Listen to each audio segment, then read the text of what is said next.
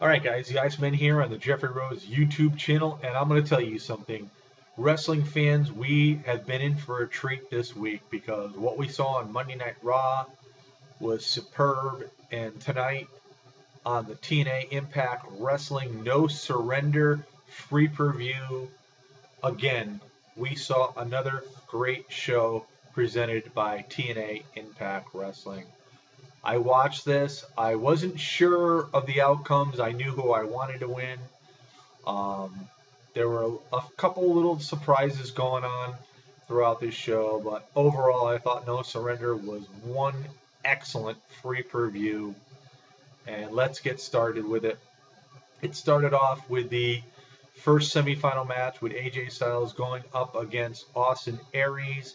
This is a match that I want, in my predictions, I wanted AJ to win, but I wasn't sure because Austin Aries is such a great competitor. He's the CM Punk of TNA, and I knew this was going to be a great match, and this match was excellent as I expected it to be.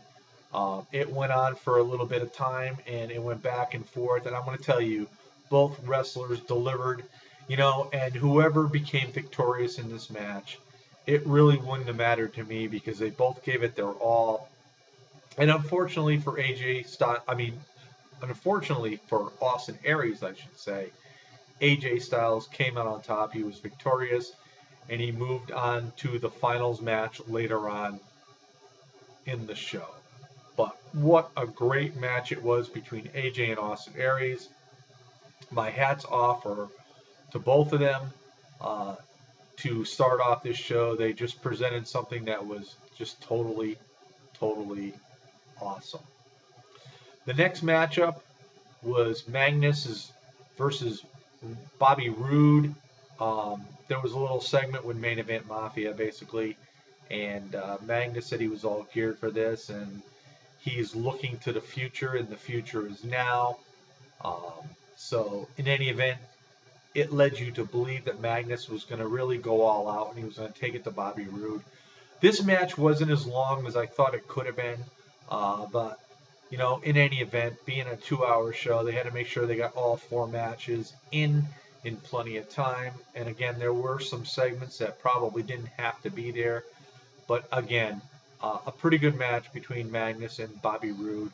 And if anybody was to be the odd man out of the 4 guys that were involved in this Bound for Glory series semifinal matches, it had to be Bobby Roode. At least in my opinion. And Magnus showed that he was the better man tonight, and he did defeat Bobby Roode. And he goes on later on to meet AJ Styles in the finals for the Bound for Glory's series match, and the winner goes up against the TNA World Heavyweight Champion at Bound for Glory. All right, next up, I'll tell you, gosh, TNA World Heavyweight Champion Bully Ray going up against the challenger, Aces and Eights Vice President Mr. Anderson, and this was such a far better match than I ever would have expected. This match had a little bit of everything, and I give great accolades to TNA Wrestling, to Bully Ray, to Mr. Anderson, because they really put on a show that was just like out of this world. I didn't expect what I saw tonight. And the matchup went on, and I'm going to tell you this much. In the back of my mind, I didn't think Mr. Anderson was going to win. I just thought it wouldn't have made any sense for Bully Ray to lose and have a new champion at Bound for Glory. But anyway, the match went on, and Mr. Anderson really gave it to Bully Ray. There was really a point there. I said to myself, well, maybe I'm wrong. Maybe Mr. Anderson's going to win this match. He really took it to Bully Ray. And then we saw the other members of Aces and Eights come out to the ring. And I really wasn't sure which direction they were going to lead into. And as they entered the ring, Brooke Tessmacher came up from behind of Mr. Anderson and gave him the arm between the legs. which knocked him down, which sort of gave the edge to Bully Ray right then and there. Um, it it was like, wow, I didn't expect to see what I saw. But anyway, so we had the table brought into the ring originally by Mr. Anderson up against the ring post. And what basically happened was Bully Ray got into a little argument with the referee, Earl Hebner. And I mean, he was really bullying Hebner. Then all of a sudden, Hebner just came right at Bully Ray. I mean, he was going right after him. He wasn't taking no crap from Bully Ray. Bully Ray flung him into the ring. Hebner hit his head on the ring post, and sort of like the routine. The referee is down, so and that's the thing. This is where all the other extra things, usually do happen. But all in all, it came to the point where Bully Ray and Mr. Anderson were going at it once again. And I'm going to tell you one thing. I mean, I give credit to Anderson. I give credit to Bully Ray. I just give credit to TNA for this championship match. For us to see something like this on free TV was phenomenal. It pretty much ended. Bully Ray ended up throwing Mr. Anderson through that table. I mean, it was phenomenal. It really was phenomenal. And I did notice one thing, and I don't know if a lot of other people did notice it. When Mr. Anderson was thrown through the table and he was laying there pretty much out of it, did you notice Knox in there shaking Mr. Anderson? Is like he was sort of like saying, hey, you are right, you are right, you are right. But yet he was involved in the beginning, because we did see Bully Ray. He did hit Anderson with the chain wrapped around his fist and whatnot. But I did notice that, and I'm saying to myself, whoa, what is going to happen later on? Is Knox going to end up siding with Mr. Anderson? I don't think this storyline is really closed as of yet. But it was a great championship match. I mean, I loved it. I just thought it was phenomenal. I mean, it was very, very exciting. And then we moved on. We saw a segment with James Storm and Gunner, and we saw Chavo Guerrero come out with Hernandez, and they had a few words back and forth. They're going to have a match next week on Impact Wrestling, and if Hernandez and Chavo win, they'll have a shot at the TNA World Heavyweight Championship title match. We're also going to see next week ODB go up against Mickie James in a Knockouts Championship match. And then the thing that really got to me, and at first I wasn't sure why it happened, but Bad Influence came out, and this will go along with the final match, and we'll get into that. Magnus and AJ Styles for the right to face now the still champion Bully Ray at Bound for Glory in the Bound for Glory Series finals.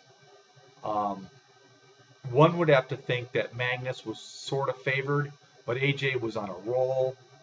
Since he made his pipe bomb interview, he stated that he was going to go to Bound for Glory and he was going to face the TNA World Heavyweight Champion.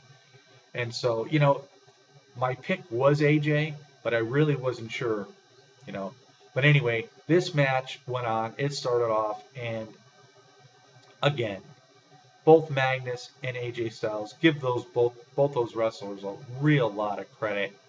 And unfortunately, like I stated earlier, Bad Influence, they got involved, and they both, they ended up beating down on Magnus and AJ, and I'm thinking, well, what's the point here?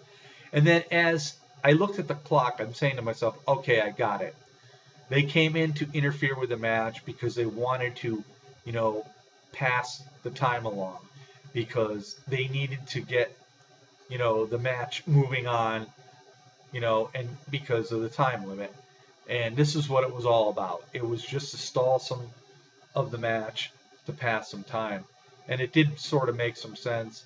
And just for the simple fact that Bobby Roode, of course, got beat by Magnus, and so there was like a little bad blood left there from Roode. But any event, it was just basically to get in there and get involved and pass the time.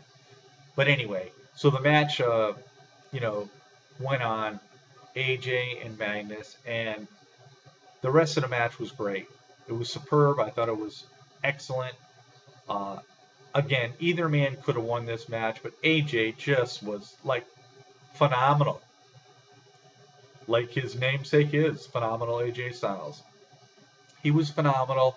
He ended up winning Magnus. It was awesome doing the Styles Clash from the second rope, and ended up getting the pin on him. And to me, it was just totally awesome. The only other thing I was thinking about too, when Bad Influence came in and interfered with the match, why didn't Main Event Mafia come out to help protect Magnus? That's one thing I didn't understand. Now, because he was part of Main Event Mafia, or is part of Main Event Mafia, why weren't they in there to stop it? But again, like I said, Bad Influence came out because they wanted to stall the match because of the time. But all in all, tonight, No Surrender was excellent. I would give it a 9 out of 10. And I'm going to tell you, wrestling fans worldwide, as Andre Corbeil always says, it's all about the wrestling. And we saw a great Raw this past Monday night, and we saw a great Impact Wrestling No Surrender tonight. And there is nothing better that a wrestling fan like myself could really ask for. So, that's it, guys. It was a great show. I hope everybody else enjoyed it like I did. And we just go from there. What more can you say? Great week of wrestling thus far. Peace out, everybody, and have a great night.